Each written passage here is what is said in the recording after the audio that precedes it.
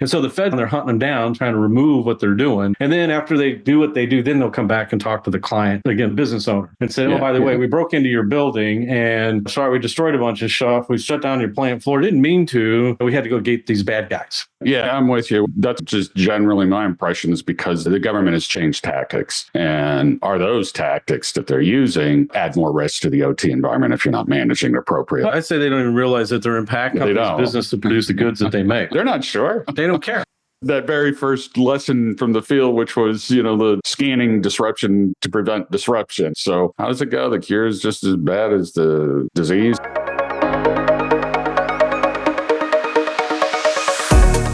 Hey, I'm Dino Busalachi, the Chief Technology Officer and OT guy at Velta Technology. Hi, I'm Jim, the COO and IT guy. And I'm Craig Duckworth, President and CEO. You're listening to the Industrial Cybersecurity Insider Show. In each episode, we bring you the inside scoop on the world of industrial cybersecurity. We talk about everything you don't know that you should know. So plug in and power up. The show's about to get started. Hi, I'm Dino Busalachi. I'm the Chief Technology Officer for Velta Technology. Hi, I'm Jim Cook, the COO of Velta Technology. And what are we talking about on this one, Dino? We're going to talk about lessons learned in the field in installing OT cybersecurity technologies and platforms. This is a fun one. I jotted some things down that you get your head scratching the first time I saw it. And now it's just common, right? And if you're not looking for it, you don't realize these things are out there. I'm going to start with one, and then we'll see where we go with this. I call it scanning to stop disruption, right? And I always like to come from the IT side. It's very common on the IT side to do the scanning. But if you're not controlling your scanning or don't understand what you're scanning, you cause disruption. But why are you doing the scanning? To prevent disruption. Right? We've seen that out there a lot. I know you've seen it where it's caused major disruption, but we've talked to guys that are running those machines. And when does it happen? Are you at least notified? And it says I'm notified when the machines stop running, right? Yeah,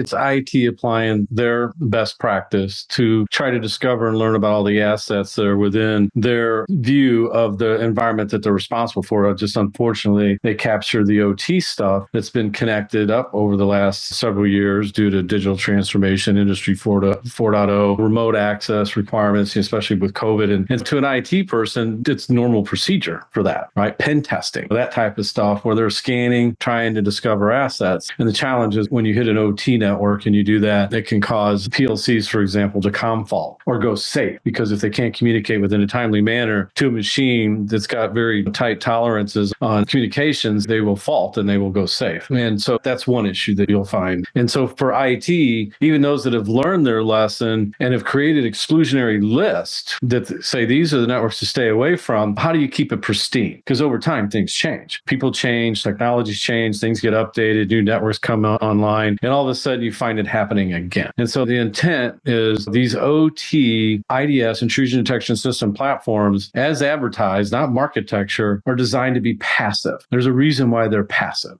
And even interesting you bring that up. That's something with the OT IDS systems. They count scanning as an issue, right? Yeah. Scanning that commonly happens. And it's for this very reason, right? And the vendors will tell you that, right? Rockwell will tell you that. Siemens will tell you that. Cisco will tell you that. Anybody that knows anything about industrial control system infrastructure will tell you do not scan actively into these OT environments, just blindly port scanning, any of it, right? You don't do it. And some have learned, painfully, they've learned to quit doing it. And we've seen exclusionary lists, and we've seen a client, it took us a while to get the security team to sit down at the table because we recognized they were scanning the control system network, the plant, and the plant was complaining about it, and everybody was ignoring them, and the networking team that was involved in the project was thinking, well, isn't this just normal? By the time the security people showed up and sat down at the table, they were showed what they were doing. It's like, that stuff's supposed to be on the exclusionary list. It was at one time. And the question then becomes, is how do you keep that from happening? We have the technology and the tools to do it today. It's just that when you get to the OT environment, as you go through, what we've witnessed is not everybody has a good understanding of how this stuff's put together. I want to take this and then go to the next step. So the OT guys, they know this goes on, right? And they just try and work around the IT guys. So this is another lesson from the field, that you get machines connected on their own path, right? They find a way around the IT, and whether it's from disruption or whether it's because it's difficult to work with,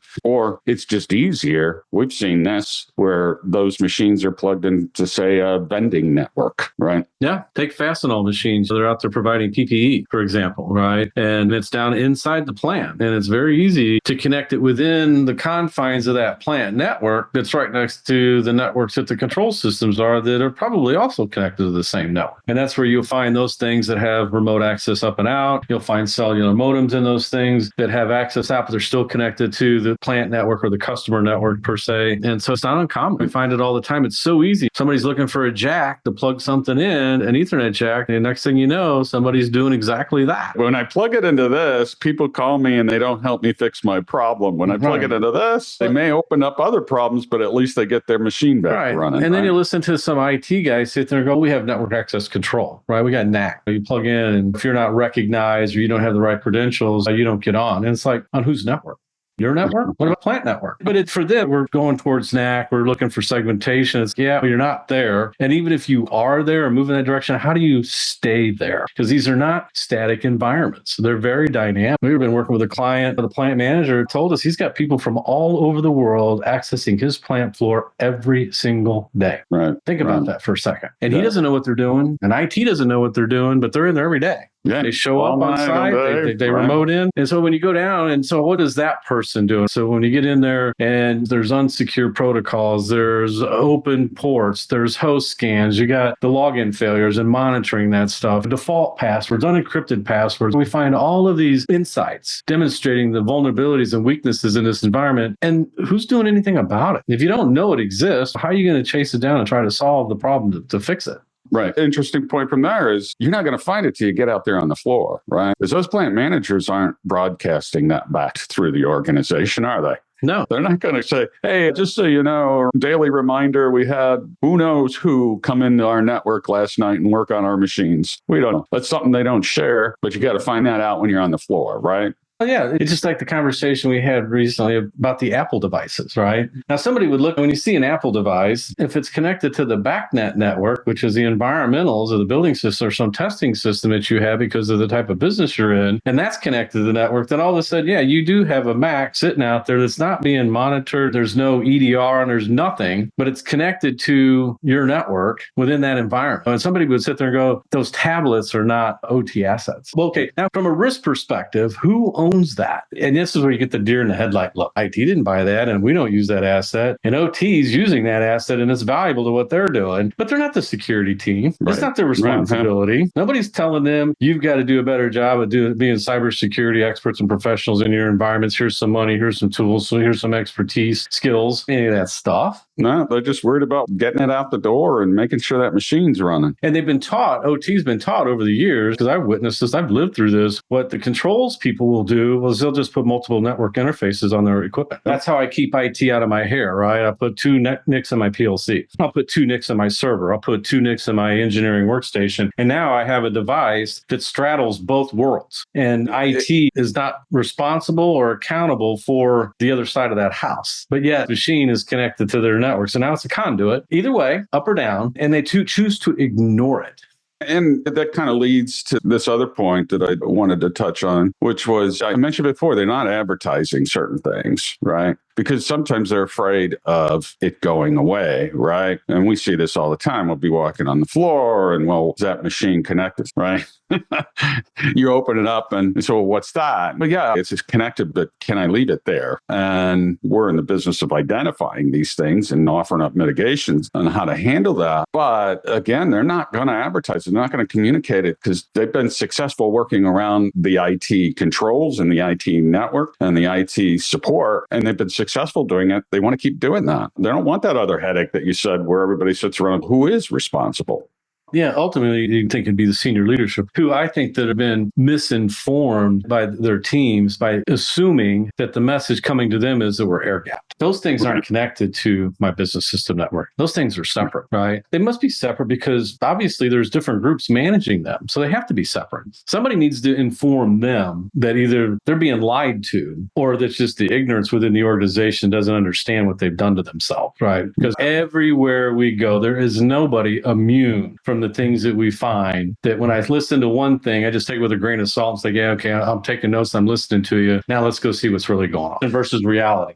Man, you're just leading. And by the way, Dino hasn't seen this list, and I'm just checking off things. I should have made it into a quiz show. And we hear this all the time, right? This is our policy. This is our policy. This is our policy. But until you get on the floor and find out what the real practice is, does policy really matter in that case? Because that's what we take, practices over policy. That's what we're trying to identify. And some of the projects we get involved with, even though the scope, they want it to be narrow, right? Because as soon as you start digging, if you're standing in a hole and you're digging, what are you supposed to do? Quit digging, right? And the problem is that they've got this problem. So you've started this digging process, and now we're finding all these vulnerabilities. And all you want to do is shift back to the focus of just stick to the scope. I don't need for all these other risk activities to float up and get beyond my control to be able to manage this, right? It's an interesting dynamic when you start going into these engagements and people start realizing what they've been communicating is not what the organization really fully understands about that environment per se. Are we safe? Again, we can talk about this. This is another podcast of what have the feds been doing? Chasing these terrorists, these hackers that have been breaking into organizations, right? It's going on. You got the feds out there because businesses don't know what's going on from China in their own backyard here in the States, for example. And so the feds, they're hunting them down, trying to remove what they're doing. And then after they do what they do, then they'll come back and talk to the client, again, business owner, and say, oh, by the way, we broke into your building and sorry, we destroyed a bunch of stuff. We shut down your plant floor. Didn't mean to. We had to go get these bad guys. Yeah, I'm with you. That's just generally my impression is because the government has changed tactics. And are those tactics that they're using add more risk to the OT environment if you're not managing it appropriately? I'd say they don't even realize that they're impacting companies' business to produce the goods that they make. They're not sure. They don't care.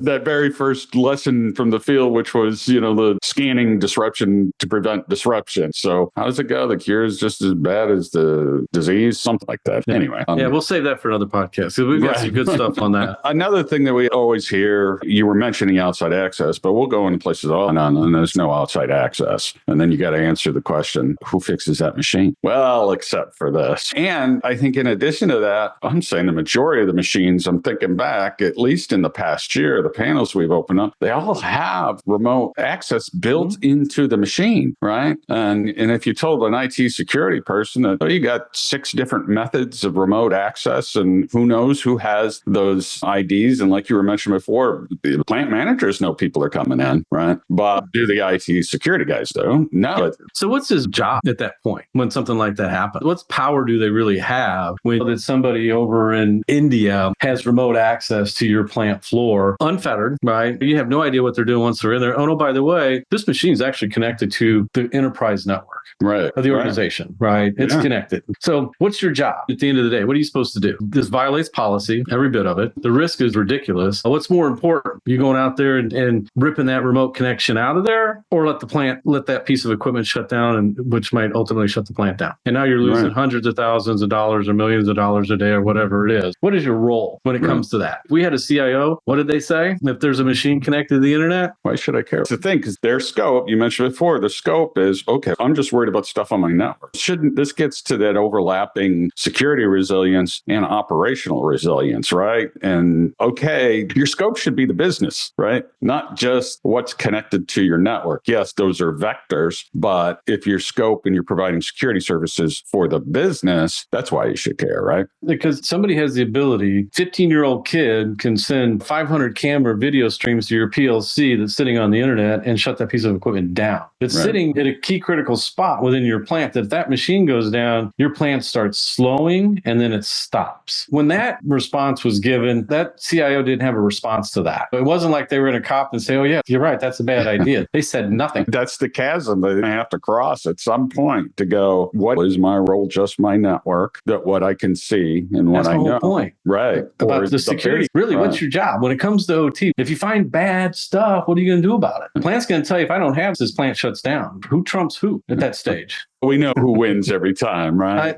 Yeah. Then it gets back to the point, then why isn't OT leading this? Yeah, we have to beat on OT a little bit too, right? We can't let them off the hook. Yeah, trust me, I say it all the time. They need to grow up and be big boys and girls and mature and start really understanding what their cybersecurity hygiene looks like in their plant and start caring about it. Start having some really good conversations with their peers on the IT side who can give them governance, who can give them policy, can talk technology, work together on it instead of reverting back to your own camps because it's too difficult of a challenge for you to figure out. Yeah. Which back to the whole federal government breaking into your environment and doing what they're doing.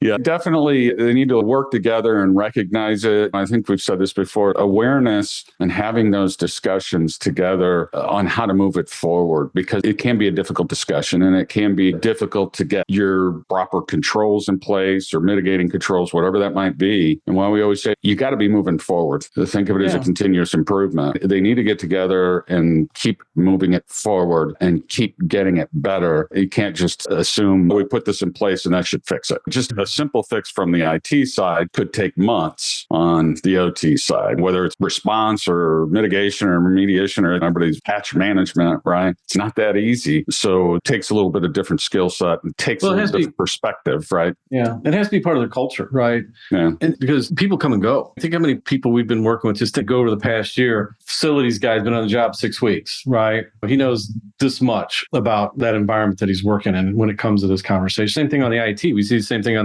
these security people move around. It's the average tenure of a CISO, and I'm guessing for other IT security people, it's less than 2 years. It's 18 months, maybe 12 months. These folks are floating around. In order to be successful at this, you have to start building some type of governance and structure and make it part of the culture, because you're going to have people coming and going. And you don't want these initiatives just to die because the person that's been working on it the past 6 months moved on and up and out to something else. And especially the executives. There are people that have been tasked with being in leadership roles. They bounce around within the organization, right? And so if you don't put something in place to make it sustain the time of the resources, tenure in the job, then you're just spinning your wheels. It has to be a business priority at that point, right? Yep. I think even getting it there, it's going to take an individual or individuals talking to each other to go, this should be a business priority. And please, who's ever the funding agent within that organization, you have to be able to communicate what those risks are, which some of the things that we talked about here are very real situations. And probably half of them are going on in many different organizations in one site. And those are very real things that you could go back to and say, hey, Dino and Jim, some of those lessons from the field, we found 5 of those things and we didn't really have to look hard. Those are very real things to take up into your organization and say, this should be a business priority, guys.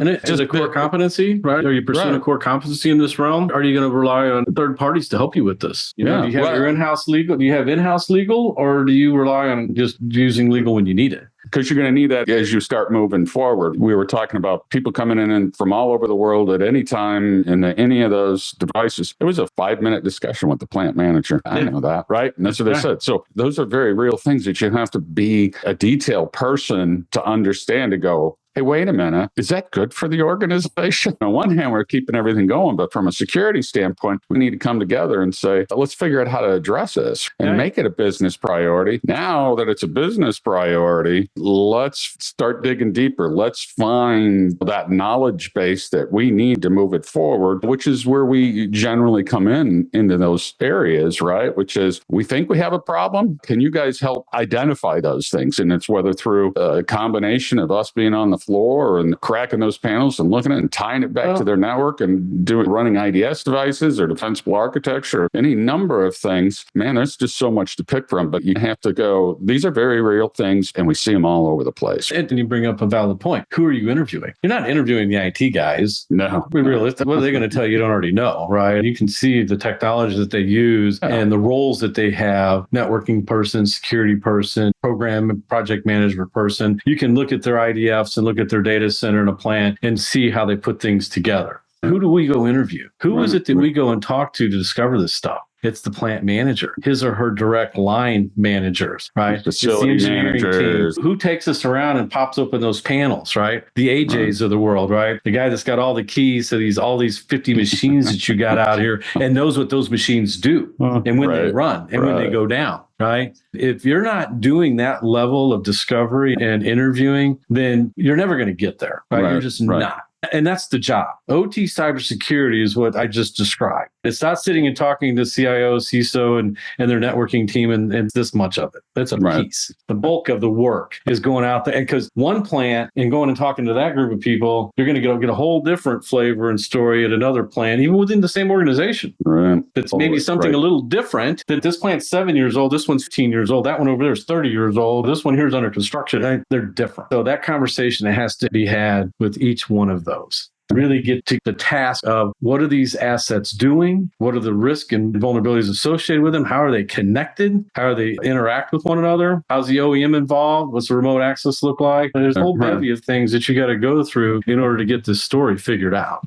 And that's why we say this many times to all our people, that we require field time. It's just as important as behind screen time to put all this stuff together. I'll do my quick wrap up. So I hope if you stuck around, we threw out a bunch of things that we see all the time, right? And it's not everything. That list is long, just what we got to touch on. But what I would say to wrap the whole thing up is, as I always say, get better. And this is on the floor. These are things that you find on the floor. So you have to figure out a way to get on the floor, get somebody on the floor, to have those conversations, to look at what's going on, to really start putting this puzzle together and how to moving it forward, how to make it a business priority. So with that, I'll hand it off to you for the final wrap up. What I would say that it's not a Monday through Friday 8 to 5 gig to do this. It's after hours, it's weekends. You got to work around plant shutdown events in order to get in there and really do this work and take the time to do it right. And if you're not willing to do that, like I said, you're not going to get there if you're not going to go spend the time in those particular windows to go do discovery. At the same time, you really got to start learning the plant operation and the process and the roles of the leadership and teams out there in those manufacturing facilities and who their partners are, their supply chain. That's the job. If you're not doing that, then you're not going to get to the OT cybersecurity